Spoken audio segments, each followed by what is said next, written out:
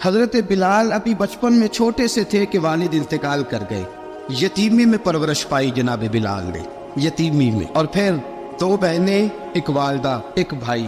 حضرت بلال حبشی کا یہ خاندان مکے میں بکتا بکاتا کسی طرح عبداللہ بن جدعان کے پاس پہنچ گیا. بڑا پکا کافر تھا، بڑا پکا. ذرا اسلام کی روشنی چمکی نہ تھوڑی سی. حضرت ابوبکر صدیق رضی اللہ تعالیٰ عنہ اس رستے سے گزرتے تھے. اس رستے میں حضرت بلال کام کاج کیا کرتے تھے، بڑے محنت، بڑے جفاکش، بڑے ہمت والے. حضرت صدیق اکبر نے ایک دن روک کے کہا، بلال کب تک تو اتنے خداؤں کو پوجتا رہے گا، کب تک تو اتنے خداؤں کو پوجے گا، جگہ جگہ ماتھا ٹیکے گا، یہ تجھے کبھی غلامی سے آزاد نہیں کریں گے.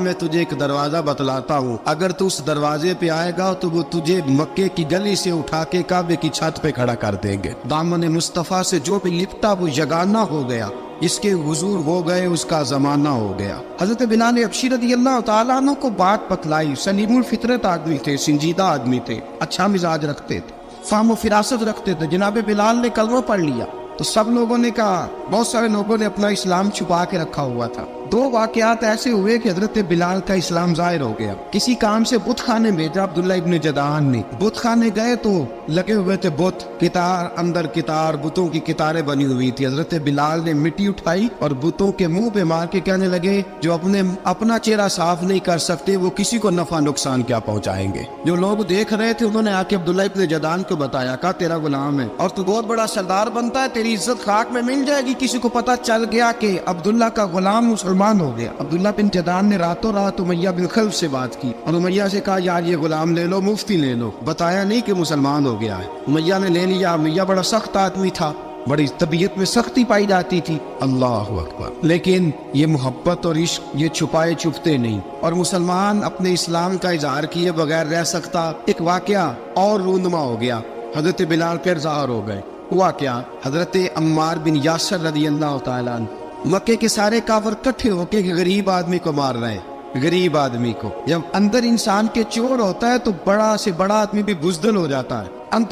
جب اندر چور بیٹھ جائے نا تو بڑے سے بڑا آدمی بزدل ہو جاتا ہے، اور جب اندر صفائی ہو تو غریب سے غریب آدمی بھی بہادر ہو جاتا ہے. حق پہ ہونا چاہیے، سچا ہونا چاہیے. حضرت عمار بن یاسر رضی اللہ، ایک غریب آدمی، مکے کے سارے سردار مکے کے چوک میں کٹھے اور ایک دیوار کے ساتھ کھڑا کیا ہوا ہے. حضرت عمار بن یاسر کو کوڑے مار رہے، زور زور سے کوڑے حضرت عمار بن یاسر رضی اللہ تعالیٰ عنہ کے بدن پہ لگتے ہیں. وجود لہو لعان ہے. حضرت عمار بن یاسر کو پتا تھا کہ بلال بھی مسلمان ہو، لیکن ان کا خیال تھا کہ یہ کسی کو بتلائے نہ تو ہی بہتر ہے. امیہ بن خلف آیا، سخت دھوپ تھی، جب کوڑے مار مار کے تھک گیا نا، ابو جہل نے بھی مارا، ابو لہب نے بھی مارا، ابو سفیان نے بھی مارا، ابو البختری نے بھی مارا، اخنس بن شریک نے بھی مارا. امیہ بن خلف کی باری آئی تو تھک گیا نا مار مار کے. اسے پتا تھا کہ بلال بڑا سخت آدمی ہے، جو کام بھی کہو بلال کر دیتا ہے. امیہ نے کہا بلال سے، کہا بلال ادھر آ. حضرت بلال گئے، کہا یہ کوڑا پکڑ اور اس کو مار. جناب بلال نے کوڑے کی طرف دیکھا، پھر حضرت عمار کی طرف دیکھا.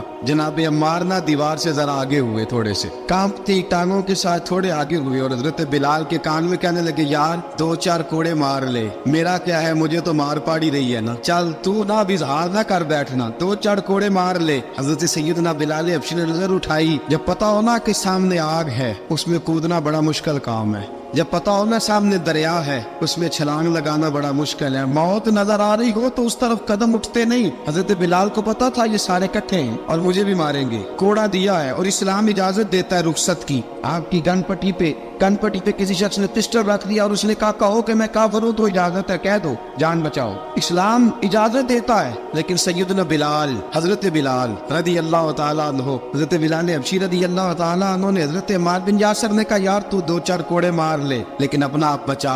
حضرت بلال کہنے لگے، ٹھیک ہے میں 2-4 کوڑے مار لیتا ہوں لیکن اپنا آپ بچا لیتا ہوں. اب جلدی سے امیہ بن خلف چلایا، کہنے لگا تجھے کہا کوڑا مار، پکڑ کوڑا. حضرت بلال نے کوڑا ہاتھ میں لیا، ایک دفعہ امیہ کی طرف دیکھا، پھر ابو جہل کی طرف دیکھا، پھر ابو لہب کی طرف دیکھا، سارے کافروں پہ نظر دوڑائی، اور پھر عمار بن یاسر کی طرف دیکھا. کہا عمار تو مار کھا سکتا ہے تو میں نہیں کھا سکتا. عمار تو تیرے وجود پہ زخم لگ سکتے ہیں تو میرے پہ نہیں لگ سکتے. عمار جس خدا کا تو کلمہ پڑھتا ہے اسی کا میں پڑھتا ہوں، اور جس زلفوں کا تو قیدی ہے میں بھی اسی محمد عربی کی زلفوں کا قیدی ہوں۔ اب دیکھ ذرا مل کے مار کھانے میں کیا مزہ ہے، ذرا دیکھتے ہیں ذرا اکٹھے ہو کے ظلم سہنے میں کیا لطف آتا ہے۔ حضرت سیدنا بلال حبشی نے زور زور سے کوڑا گھمایا، اعلان بغاوت ہونے لگا ہے، بلال آنے لگے ہیں میدان عمل میں۔ جناب بلال